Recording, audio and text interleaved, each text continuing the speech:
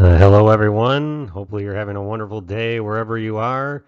Anyways, today, take a quick look at the Rolling Stones live album Still Life from 1981.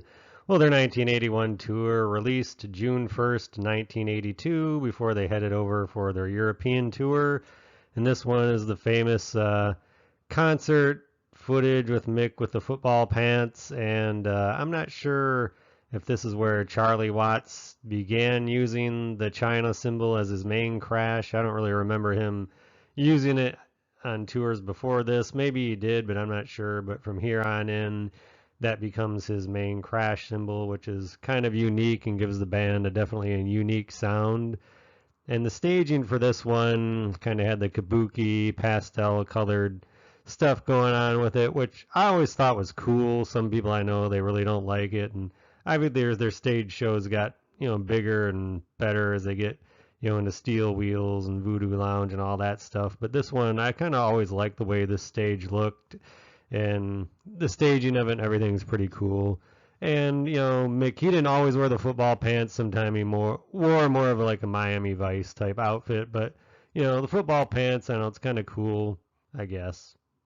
Well, anyways, getting onto the album. The album itself, I like, but it's the only thing I really don't like, I guess, is like the song selection. There's like four cover tunes on here, and some of their songs that I do like, but when they have a catalog like they do, it just seems like they could have put more from that 70s period in here, from like, Sticky Fingers on through, Goat's Head Soup, or It's Only Rock and Roll, but they just kind of stuck with some of their earlier songs, a few newer ones, and some covers, and like the singles were Going to a Go-Go, which was pretty cool. I actually like this song on the record, even though it's a cover. It sounds cool, and Time Is on My Side, which they did in the 60s. They kind of revamped it here and kind of brought that one back. So it's pretty cool. But all in all, I do like it.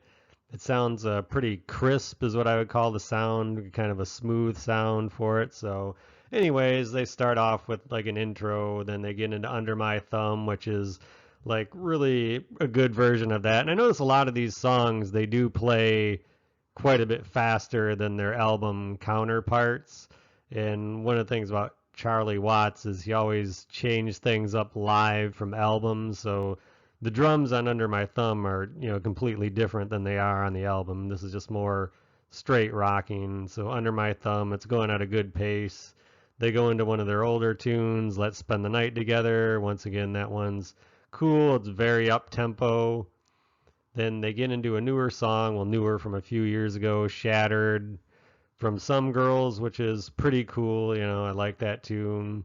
Glad they put that on there. I could have used maybe a few more from that record, but they didn't.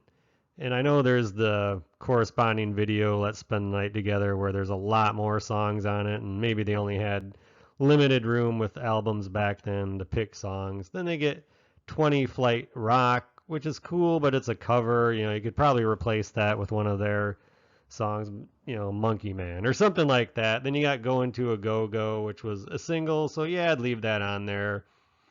Let Me Go, it's a cool song, like one of the newer ones that came out recently at this time, but I don't think it's that well known. It's kind of more going into the vault, but it's, kind of cool that it's on there, but maybe once again, something going back to their earlier years in the early 70s might have been cool to have on here. Or even maybe something from Black and Blue thrown on here would be cool, but that wasn't the case. Then they go to Time Is on My Side. I like the version. They've done that before. Then Just My Imagination, another cover that came from Some Girls. I like the song, but it's kind of like with the covers, once they're on like an actual record, like studio record, I sort of don't really need to hear them live. It's like, yeah, it's kind of cool. They want to do a cover, but my only reason is because so many of their own original songs are so good that the covers, you really kind of just don't need them at this point. They're just kind of throw in there, because they've got just dozens and dozens of their own stuff that's actually better than the covers. So, but my opinion, then to start me up, a newer song.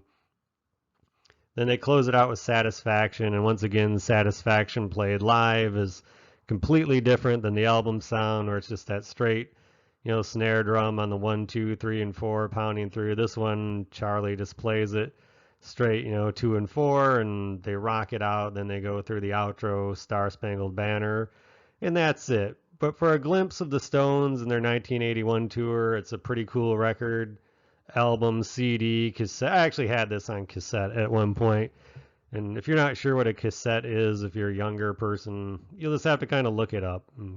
Anyways, but it's good for what it was. But my only gripe, I guess, would be song selection, because they have so many great songs they could have put on here. But it's pretty good, a quick listen.